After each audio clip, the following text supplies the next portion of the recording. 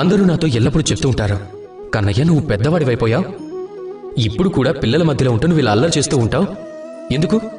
నువ్వు పెద్దవాడిలాగా ఉండలేవా అని. మిగతా వారు ఇది అర్థం చేసుకోలేరు. ఆలోచిస్తారు, ఇతను భగవంతుడు కదా, భగవంతుడి మాటలు ఎందుకు గంభీరంగా ఉండడం లేదు అని. ఇప్పుడు ఎలా వివరించాలి నేను మీ అందరికీ? నేను భగవంతుడిగా ఉండడం వెనుక అన్నిటికంటే పెద్ద రహస్యం ఈ పిల్లలే కదా. నా శక్తి ఎక్కడి నుంచి వస్తుంది?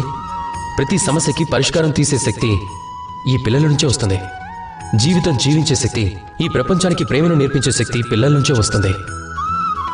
ఎందుకంటే పిల్లల కన్నా పెద్దగా ఎలాంటి భగవంతుడు లేడు. చూడండి, పురాణాల్లో ఏ జ్ఞాని కూడా గుర్తులేడు. కానీ ఇది చాలా బాగా తెలుసు, ఒక నిరాశపడిన వ్యక్తిని ఎలా బయటకు తీసుకురావాలి అని, ఎలా వారిని సంతోషపరచాలా అని. ఇక మరో పెద్ద విషయం, వీరికి ఎలాంటి న్యాయం అన్యాయం ఏమీ గుర్తుండవు, ఎలాంటి భేదభావాలు గుర్తుండవు. ఇది మాత్రం చాలా బాగా తెలుసు, వారు ఒంటరిగా తెలియని వ్యక్తిని తమ దళంలోని సభ్యులుగా ఎలా మార్చుకోవాలా, ఎలా వారిని మనవారిలా చేసుకోవాలా. ఇక ఇది చాలా పెద్ద విషయం. ఈ పిల్లల ద్వారా మనం చాలా విషయాలను నేర్చుకోవచ్చు. అందుకోసమే మీరు కూడా ఎప్పుడూ జీవితంలో గంభీరంగా ఉండటానికి ప్రయత్నించకండి.